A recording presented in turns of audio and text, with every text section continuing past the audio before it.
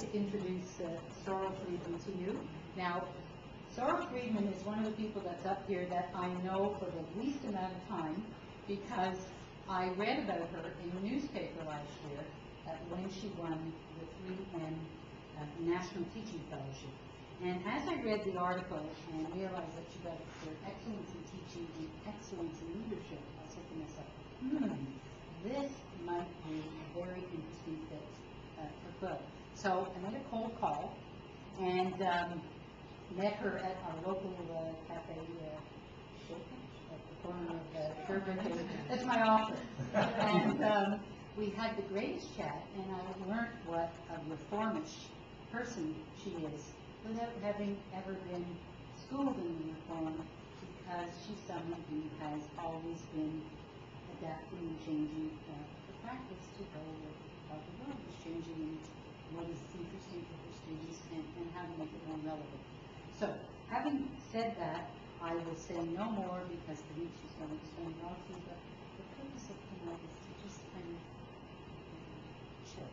Thank you. Thank you very much, Susan. First of all, thank you very much for inviting me. Thank you very much for hosting me and having me here. Just to come up here and breathe all the fresh air is really quite wonderful. And what I thought I would do tonight would be to tell you a few stories, to tell you a little bit about the journey that I've taken to become a teacher and the different experiences, transformations that I've undergone and that I hope to continue to undergo, and how you also can undergo these transformations and then perhaps transfer them to your students.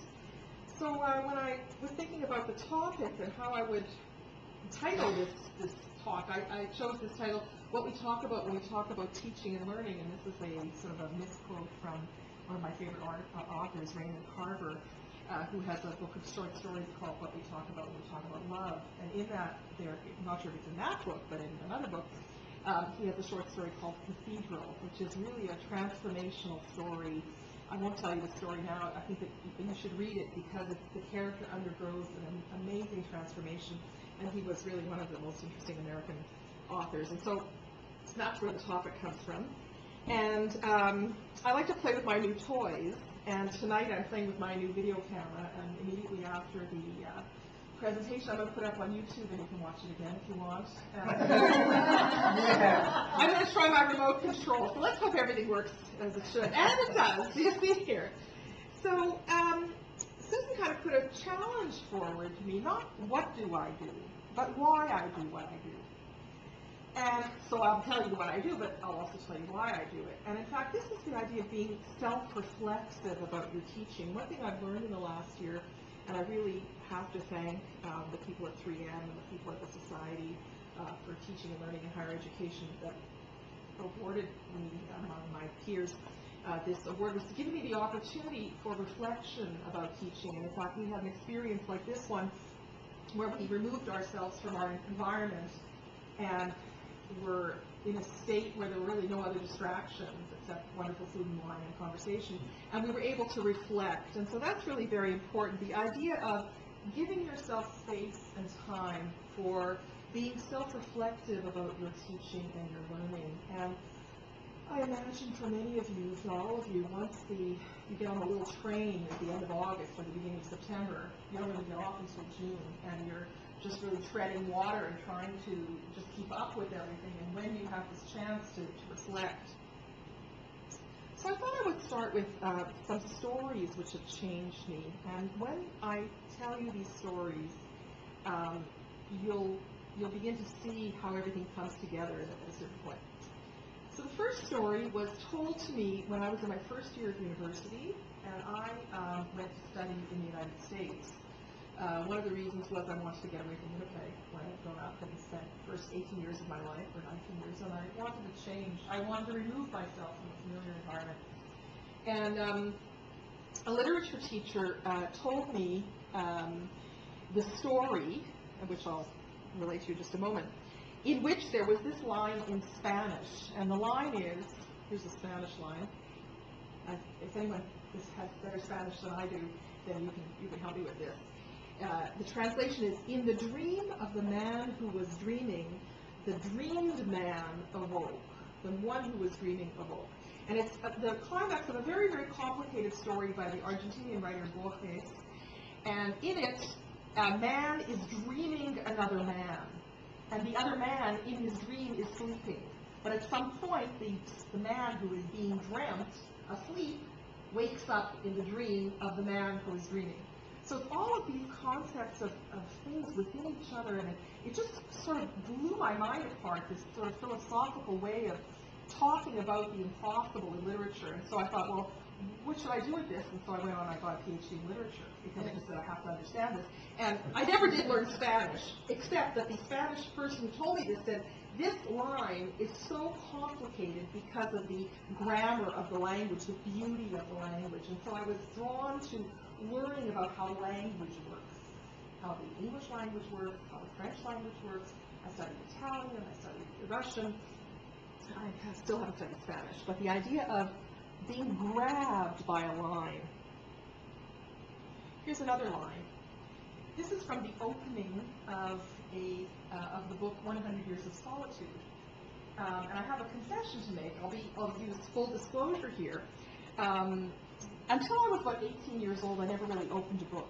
I never read a book. I read comic books, watched TV. I never read. I read the books I had to read for school, but reluctantly. I never really opened a book. And I did so for some of your students who may not be readers. There's hope, because, like I say, I went on and got a PhD in literature.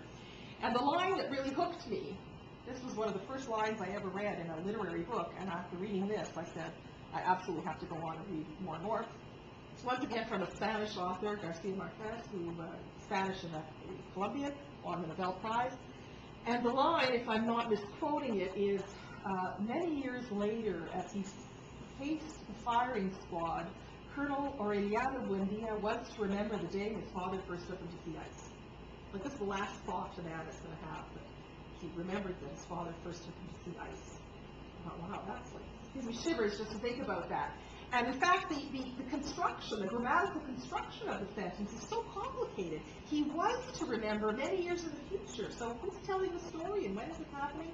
And once again, I said, well, I've got to study some more. Okay. This is my favorite story, or one of my favorite stories. And I call it Sailing Without Wind, and I have a little picture here. Sort of looks like where we're at. A little more rugged. Yeah, just out the door, it's like the window. This is actually a photograph. I didn't take this photo, but I found it on the internet because, of course, if it's not on the internet, it doesn't exist. This is Lake of the Woods in northwestern Ontario. I don't know if you've ever been there, but if you haven't, you should go there. And when I was, I spent my summers there in summer camp. I was very fortunate. My parents sent me to summer camp. They had no idea what it was I was going to do there, and I went from age 9 till age 20. And we went on canoe trips. I went on wilderness canoe trips for 20, 30 days in the wilderness. It was quite amazing. And so the story I want to tell you is that one year we were being trained as counselors, and one of the skills we were learning was to sail. And so they brought a sailing instructor, and it was a 5-day course. In the morning we had classes, and the guy would write on the blackboard. This was in 1975. About the wind and the direction of the wind and how the sailboat sails. And in the afternoon, we got into these little, basically, bathtubs. They were sailboats in that they had a sail, and we would have to sail away and do all kinds of maneuvers, etc. Anyway, one afternoon, the lake didn't look like this. It was glass. I don't know if you've had that experience. A hot, hot, sunny day. The lake is like glass. There's absolutely no wind. The sails are just, we're dead in the water. Nothing is moving. And we're punch drunk, and we're acting really silly because we're giddy. And the sailing instructor, I forgot to say, he looked like kind of California surfer guy. Okay? And we were, 18, 17? Anyway, he comes along in this boat, and he's at a good clip. He's at a good clip, and he's sailing away and he said, come on, girls, do what you're supposed to do. And we said, well, I said to him, there's no wind. How can you sail when there's no wind? He said, anybody can sail when there's wind. Only an expert can sail when there's no wind. And the proof was he was sailing. There was no